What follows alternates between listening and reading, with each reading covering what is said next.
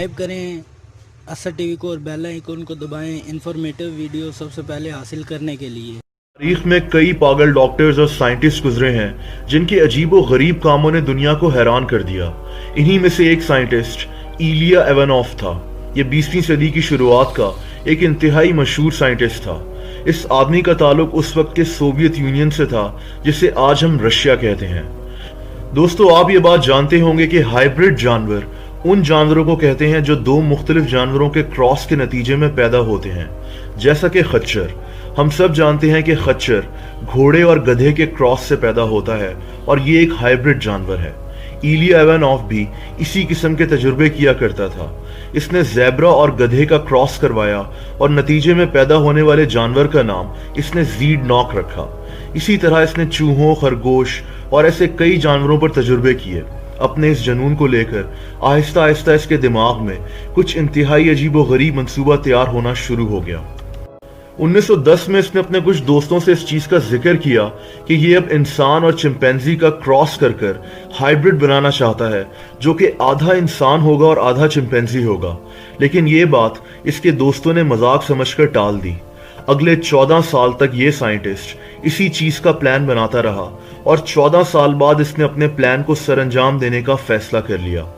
दोस्तों, 1924 में इसने सोवियत यूनियन की हुकूमत के सामने बकायदा इस मंसूबे को रख दिया कि ये इंसान और चिंपैंजी का हाइब्रिड बनाना चाहता है और इसके लिए इसको फंड्स दरकार हैं। इसके इस मंसूबे की उस वक्त सोवियत यूनियन के तमाम साइंटिस्ट ने सख्त मुखालफत की, लेकिन सोवियत यूनियन की हुकूमत ने इसको इस बात की इजाजत दे दी। इसीलिए इलिया इवानोव को हुकूमत ने अफ्रीका भिजवाने का फैसला कर लिया, जहां से इसको अपनी पसंद के चिंपैंजी इकट्ठे करने थे। इस साइंटिस्ट ने इस हाइब्रिड का नाम ह्यूमैंजी रखने का फैसला किया। इसको सोवियत यूनियन की हुकूमत की तरफ से अच्छे खासे फंड्स भी मिले। कुछ लोग तो ये कहते हैं कि इसको दरअसल उस वक्त के डिक्टेटर और सोवियत यूनियन पर हुकूमत करने वाले जोसेफ स्टालिन की शदीद हिमायत हासिल थी, क्योंकि जोसेफ स्टालिन एक बंदर नुमा इंसानों की फौज तैयार करना चाहता था जो कि सोवियत यूनियन की हिफाजत करती। दोस्तों, बहरहाल फरवरी 1926 में ये साइंटिस्ट अफ्रीका चला गया ताकि अपने मनपसंद चिंपैंजीज को लेकर वापस सोवियत यूनियन आ सके। वो मीडिया का दौर तो नहीं था, लेकिन फिर भी ये अजीबो गरीब खबर दुनिया में फैल गई। साइंटिस्ट के सर्कल में ये खबर इंतहाई तहलका अंगेज थी और लोग इलिया इवानोव की वापसी का बेचैनी से इंतजार कर रहे थे ताकि देखें कि क्या ऐसा मुमकिन हो सकता है कि नहीं।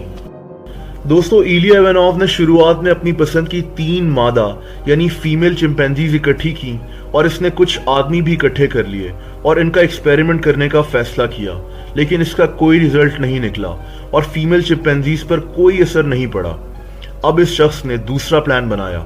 इसने 20 मेल चिंपैंजीज इकट्ठे किए और फैसला किया कि अब इनका एक्सपेरिमेंट औरतों के साथ किया जाएगा। लेकिन ऐसी औरतें कहां से ढूंढी जाती जो इस एक्सपेरिमेंट में शामिल होने के लिए तैयार हो जाती।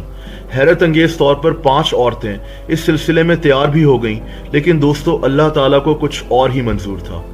देखते ही देखते इसके सारे मेल चिंपैंजीज मरना शुरू हो गए। एक चिंपैंजी जिसका नाम टार्जन था को तो ब्रेन हैमरेज हो गया, लेकिन ये साइंटिस्ट अपने जिद पर अड़ा हुआ था। इसने मजीद चिंपैंजीज अफ्रीका से मंगवाने का फैसला कर लिया। 1930 में कई और मेल चिंपैंजीज अफ्रीका से सोवियत यूनियन मंगवा लिए गए, लेकिन तब तक सोवियत यूनियन की हुकूमत भी इसके इस तजुर्बे और इस पर होने वाली शदीद तनकीद से तंग आ चुकी थी और उन्होंने फौरन इस प्रोजेक्ट पर काम रोक दिया। यही नहीं, बल्कि इलिया इवानोव को सोवियत यूनियन से निकाल दिया गया और इसको हुकूमत का पैसा बर्बाद करने के जुर्म में कजाकिस्तान में कैद करवा दिया गया। अल्लाह को यही मंजूर था। दोस्तों, 1 साल बाद इसको वहां से आजाद तो कर दिया गया, लेकिन 20 मार्च 1932 को इस साइंटिस्ट की 61 साल की उम्र में मौत हो गई थी। इलिया इवानोव की मौत के बाद ह्यूमैंजी नामी ये नाकाम प्रोजेक्ट दुनिया भर में मशहूर हो गया। इस पर शदीद तनकीद भी हुई और अभी भी होती है। दोस्तों, दुनिया में कभी भी कोई साइंटिस्ट कोई ह्यूमैंजी नहीं बना सका। साइंस जितनी भी तरक्की कर ले, लेकिन अल्लाह की रजा के आगे सब फेल हो जाता है।